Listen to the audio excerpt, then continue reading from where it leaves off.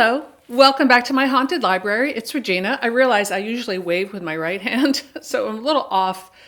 Yes, I'm still in a sling. I'm still healing from my accident, but I'm feeling so much better. 3 weeks, I'm like halfway there. I've got 3 more weeks of this kind of thing.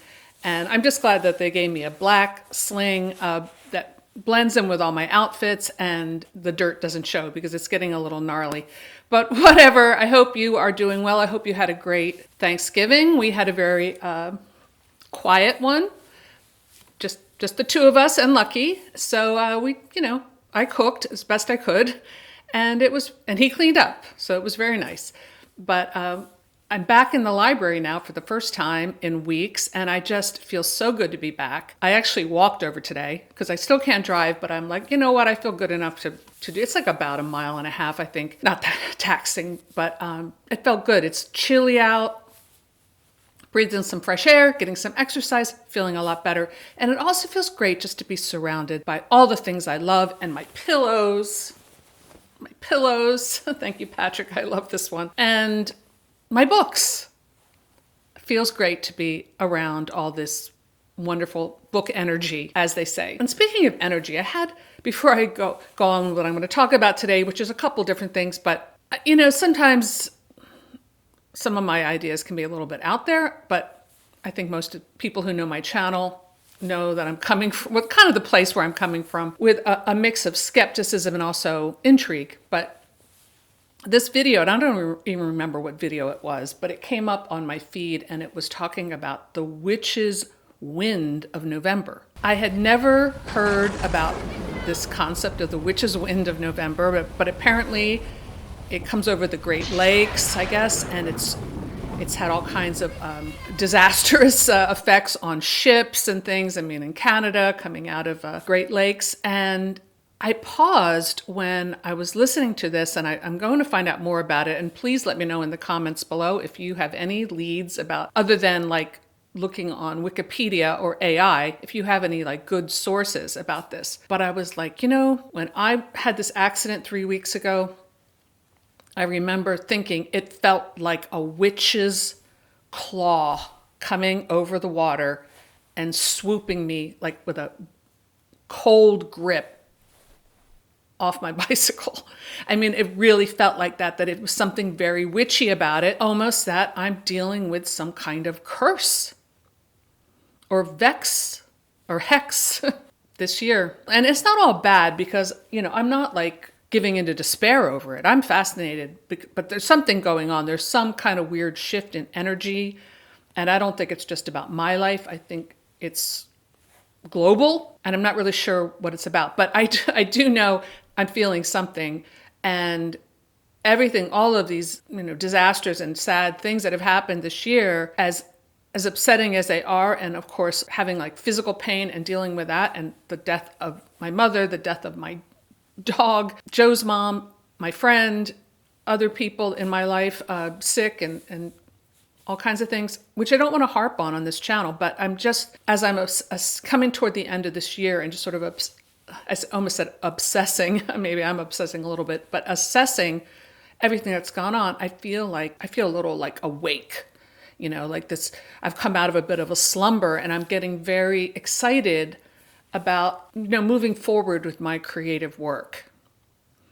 I have all kinds of ideas brewing. I've never felt this confident in my writing and my creativity as I do right now. I feel in some ways everything that's happened and all of the darkness I've faced has kind of freed me in a way to freed me from fear, because I faced the worst. Well, it always can get worse. But what I'm saying is, I've been in that kind of pit of despair, and I've learned to set boundaries like I never have before in my life. I don't know why it took me so long to figure out this concept, but I really just think it was my conditioning and the way I was raised to always give someone another chance, or, you don't turn your back on someone once they're a friend or family members, all this stuff. Well, that's gone. I've finally figured that out, and I'm, in a lot of ways, very liberated. So I'm just going to end there. Well, not end the video, but as I move on to my other things. But let me know if I'm making any sense. And if you know about this witch's wind thing, please enlighten me. But anyway, today I'm excited, and the reason I'm here is because it's a big release day for me. It's the 1st of December, and my new book is out. This is something I started working on this summer, and I feel good to have finished it by the end of this year. And it's called Final Dress. It's adult, although I think it could even lean a little bit into YA because it's not really that graphic and it's not as sexually explicit as some of my other books are. So you don't have to worry about that. But it does have language and offensive language and that kind of thing. But it is all about the theater. And I've worked in the theater. I've worked in the theater my whole life, but I've had my current part-time job for at least a decade, probably 12 years, where I've worked on many productions as a designer, as an assistant to a designer, always backstage. And I've been backstage. I've worked as a dresser. So when actors run off the stage, I'm the one back there with like pins in my teeth, like getting them into their next costume. And all of those details that I've gleaned just from that experience, I put a lot of them into this book, as well as some characters. Now, these are composites of people I've met, and people in the theater and the arts, of course, are very dramatic. But these are just composites and extremely exaggerated for dramatic purposes. Let me just say that. And it's all coincidental if they resemble any real people. But, I did have my influences from people I've known and or just my perceptions of them. So it's a slasher story. It all takes place in a small town and a small theater, kind of like a community theater leaning into a more professional theater, kind of hybrid, which is a lot like the one I work at. It's a regional theater. It's not Broadway, but it is a professional theater. But sometimes we do productions where we have community members involved, and that's always very interesting. I've got great stories about that. So I have a lot of stories. I have a lot of inside jokes that my friends whom I work with at the theater will get. And I really had a blast writing this. It's a little lighter. It's a little more fun.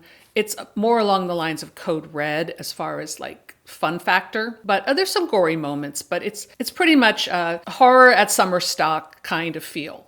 So please check it out. Please buy it. It's going to be on Kindle Unlimited soon. And you can buy a Kindle copy or in print. And I'll probably be doing a giveaway soon too. So please check it out. I also have for the weekend, I've got two free books going. You can pick up a copy of Carney this weekend, an ebook for free. And also the first book in my paranormal romance series, one of them, called Red Masquerade.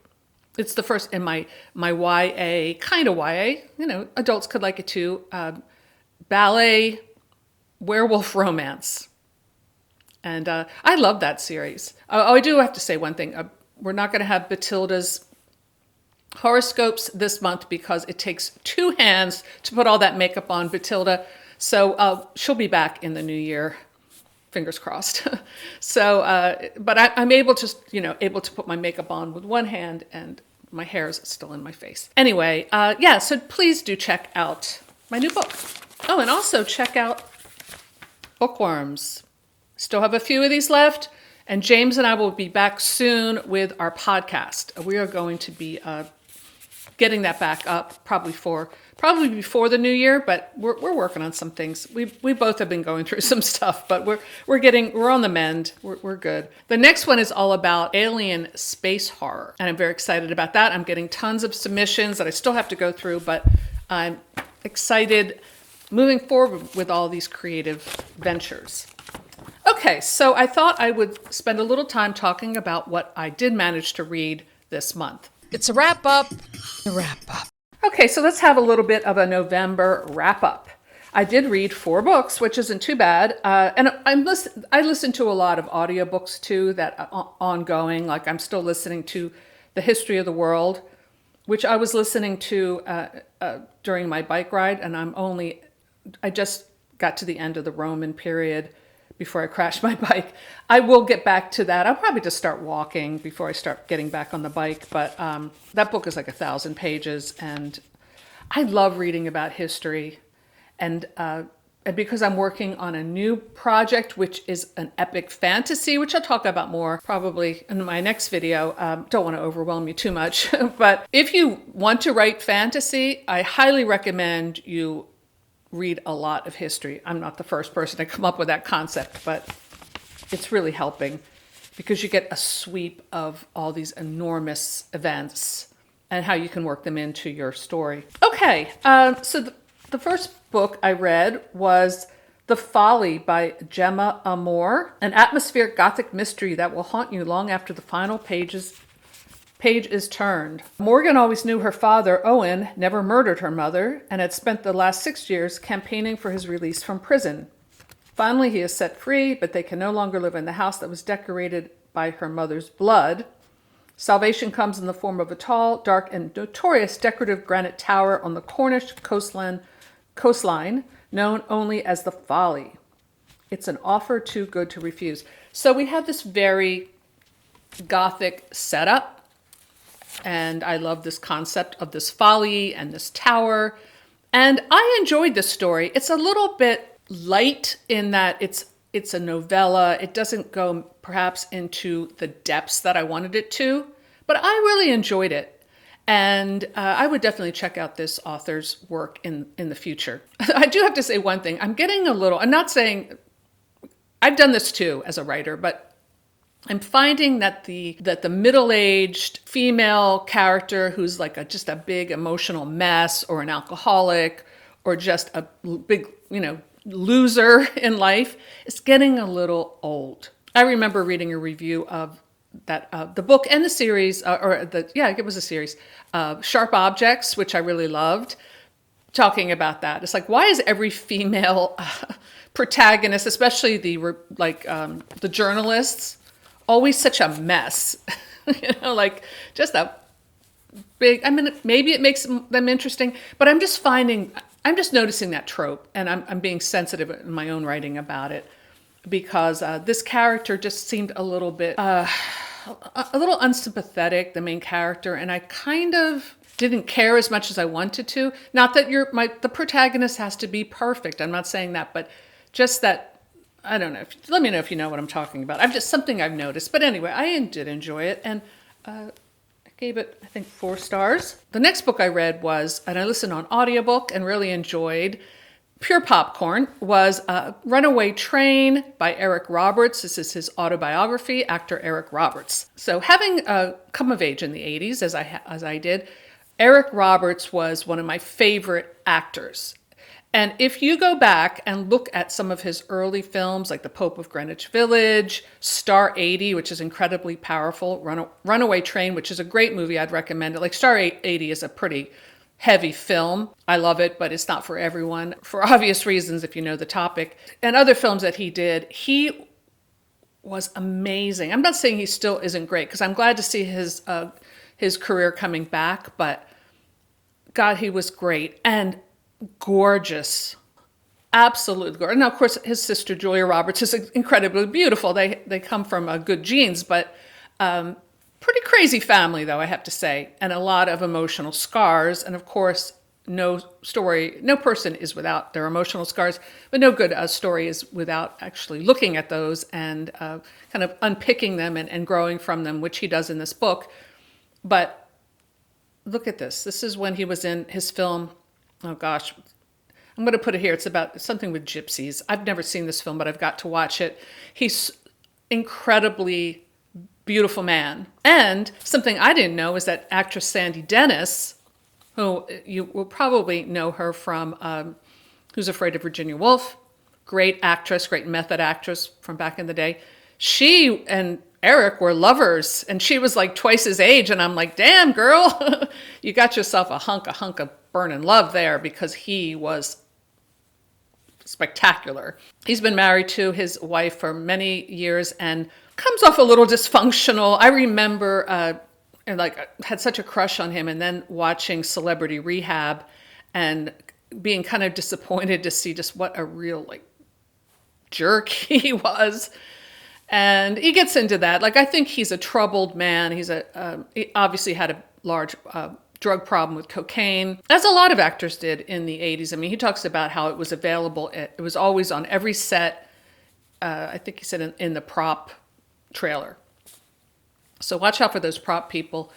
But yeah, it was always around. I never got, thank God, I never got into drugs ever.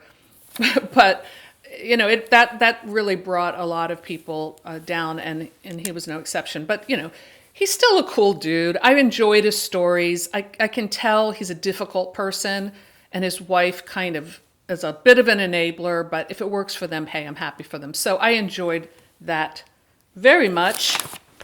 And what else? Okay, so this is a book that I've been wanting to read for a long time, and I'm so glad I did, and it's The Haunted Hotel, A Mystery of Modern Venice by Wilkie Collins. Wilkie Collins wrote a lot of Victorian ghost stories. I really love this. I was completely drawn in, and I want to read more of his work because this is just the kind of book I love. The Haunted Hotel. Is there no explanation of the mystery of the Haunted Hotel? Is the Haunted Hotel the tale of a haunting or the tale of a crime? The ghost of Lord Montbarry haunts the Palace Hotel in Venice, or does it? Montbarry's beautiful yet terrifying wife, the Countess Nerona, I love the Countess in this book, and her erstwhile brother are the center of the terror that fills the Palace Hotel. Are there malefactions at the root of the haunting, or is there something darker, something much more unknowable at work? Ask yourself if there's any explanation of the mystery of your own life and death. The mystery is much the same. That's kind of an odd description, I have to say. This is, I think, a small press reprinted this. I'm sure it's probably in the public domain by now, but, well, what a great classic, not exactly scary, although there were some moments where I was like, whoa, a little bit of gore. But it's all about this mystery woman who steals the fiance of this other woman. So these two are there's the good woman, kind of like the mystery dark woman, in contrast with each other. And she steals this man, and she feels haunted by what she's done, and she and the man go to Venice, and then some mysterious things start to happen, and then the woman who was wronged ends up being at the same hotel, and more weird things are happening. That's kind of it in a nutshell. I was looking at some videos the other day, my friends Elizabeth Sagewood and E.D. Lewis, and they're all reading cozy ghost stories as we get into this holiday season, and it just felt so appealing, cozy ghost stories, which is kind of where I'm at. So this definitely fits the bill of a cozy ghost story. I really loved it. And then I also, and this is also something that's very cozy because, I don't know, it's just fun to read these, and I have a lot, and I'm continuing my V.C. Andrews exploration. And the next one that I started, the new series I'm trying to say, is the Hudson series with the first book in the series, Rain. This is a hardback copy, but you can see all kinds of intriguing things are happening back there. So in this series, we go back to the old formula, which I prefer, versus those little small books of those two series I read. I didn't even do proper reviews of those other series, and maybe I will. I know people do like my V.C. Andrews stuff on this channel, that they get the most views of all of my videos. So I will probably do a special review of the Hudson series, because I finished Rain and I started on the second book, Lightning Strikes, and I'm really enjoying it so far. So we have here our first African-American protagonist, which is about time, and she's actually mixed race, and she's lovely. Her name's Rain. It starts out in kind of a struggling neighborhood in Washington, D.C., and she's living with her mama. It's a strong family, but there are issues. She has a sister who is a lot like she has a younger sister named Benny, or is it older sister? I don't remember. Anyway, they're close in age, who's kind of like the Fanny character that we know. She's a little more like taking risks and being a little bad girl, and Rain is more like the good child. She's kind of picked on in school because she's a little different. She doesn't quite fit in. And the mama, the really great mama character, and we've seen this trope before, but God, it was tugging at my heartstrings. It's trying to hold this family together. There's a brother, and then there's something that I didn't really appreciate was only because it just doesn't ring true sometimes. There was like this sexual energy between Rain and her brother. It's like, does every book have to have that? Every V.C. Andrews book? I mean, come on. I don't know. I just find it a little gross. It would kind of be like on the Brady Bunch with like Greg and Marcia hooking up. But I think in real life, Greg and the mom hooked up, which is even weirder. But anyway, I digress. I'm enjoying this series a lot. It's very formulaic. It's very much kind of the same cliches, but that's why I love reading these. So I'm enjoying the next book. I'll probably do a 2-part book report on that, dividing it into 2 sections. It's nice to get back into the series, so I'm going to keep reading that. So that's what I've been doing. That's what I've been reading. And it's just good to be back. So let me know in the comments below what you've been reading. If you're reading anything cozy or anything else, I would love to hear your thoughts.